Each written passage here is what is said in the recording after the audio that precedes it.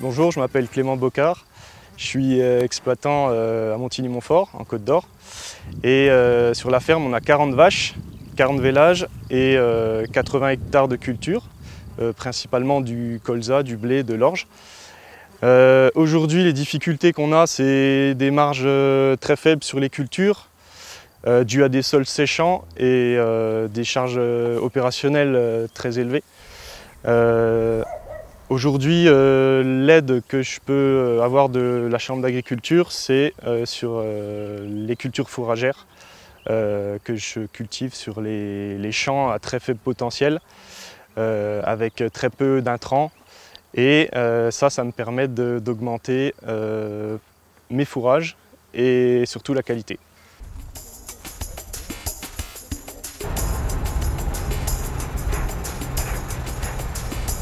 Alors nous, à la Chambre d'agriculture de Côte d'Or, on a de plus en plus de demandes d'éleveurs sur le système fourrager, d'un point de vue qualitatif mais aussi quantitatif.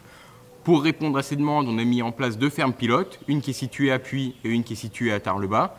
Donc le principe de ces fermes pilotes, c'est d'étudier le système fourrager, notamment les prairies temporaires. Donc on étudie les prairies temporaires du couvert jusqu'à la valorisation par les animaux. On a une année de retour déjà à Tarbes-le-Bas, donc en ferme charolaise. Et ce qu'on peut dire pour le moment, c'est que c'est des résultats qui sont très intéressants, des très bonnes performances techniques, mais également économiques, avec une économie à la clé de plusieurs milliers d'euros pour le troupeau de la ferme de Tarbes-le-Bas. Donc c'est des animaux de boucherie qu'on essaye d'engraisser au maximum à partir de l'herbe. Donc l'idée, c'est de distribuer des fourrages de ce type-là, qui est en fait un mélange de luzerne, on va dire, et de dactyle. Donc là, elle est un peu déjà souillée par les animaux. Donc c'est un mélange qui est assez riche en protéines. On voit ici les feuilles, en fait, les feuilles qui concentrent l'azote.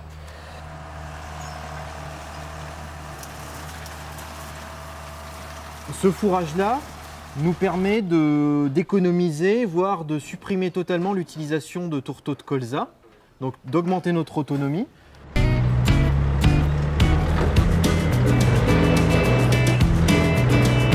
En parallèle, sur des secteurs qui sont également céréaliers, on revient avec un assolement dans lequel on va incorporer des prairies temporaires, riches en légumineuses, ce qui permet de répondre à pas mal des problématiques auxquelles sont exposés les exploitants aujourd'hui. C'est avant tout des problématiques de gestion d'adventices, de fertilité du sol, que ce soit d'un point de vue chimique, avec des fournitures d'azote, phosphore qui sont en diminution, et puis également une amélioration de la structure du sol qui serait nécessaire.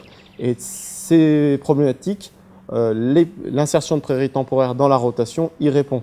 Et elles permettent à ce moment-là d'améliorer la marge économique sur la partie culture des exploitations du secteur. Donc ici sur cette parcelle, on est sur la parcelle d'essai fourragers, donc où on a essayé donc, plusieurs mélanges, donc avec de la luzerne, ici de la luzerne pure, avec un objectif de maximiser la protéine.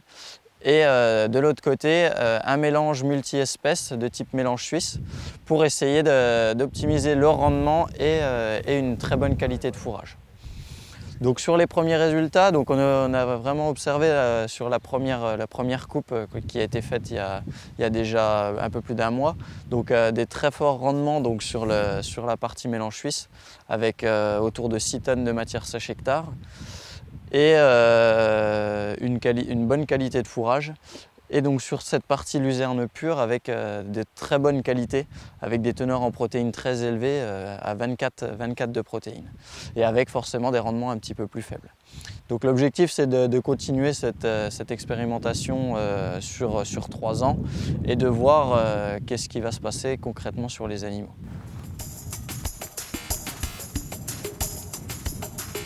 Après, ce qu'il faut bien garder en tête, c'est que la phase hivernale dure 6 mois, mais il y a aussi la phase de pâturage pendant 6 mois. Et on se doit aussi trouver des leviers économiques pour maximiser le GMQ de nos bêtes, que ce soit les broutards ou les bêtes à l'engraissement, au pâturage. C'est pour ça qu'on teste maintenant le pâturage tournant depuis 2 saisons, toujours à la ferme de Tarbes-le-Bas.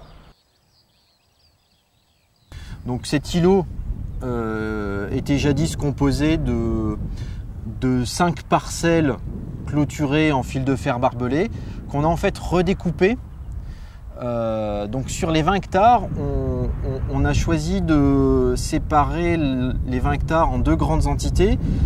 une entité de 5 hectares environ réservée à la fauche, et les 15 hectares restants ont été redécoupés en 7 paddocks, donc 7 petites parcelles pour faire du pâturage tournant. C'est-à-dire que les animaux sur chaque petite parcelle qui fait environ 2 hectares restent entre 2 et 4 jours sur la parcelle, donc elles consomment la ressource en herbe, puis elles passent sur la parcelle suivante, et pendant ce temps-là, la parcelle qui vient d'être pâturée se repose, et les animaux n'y retournent que qu'au bout de 21 jours, si bien que l'herbe a le temps de se régénérer, et d'autre part, elle est consommée au bon stade, c'est-à-dire à un stade relativement feuillu. Donc pour l'instant, on a un système qui reste perfectible, on a des leviers qui s'en dégagent. Les croissances sont pour le moment au rendez-vous, mais voilà, on continue à travailler pour apporter des solutions aux éleveurs.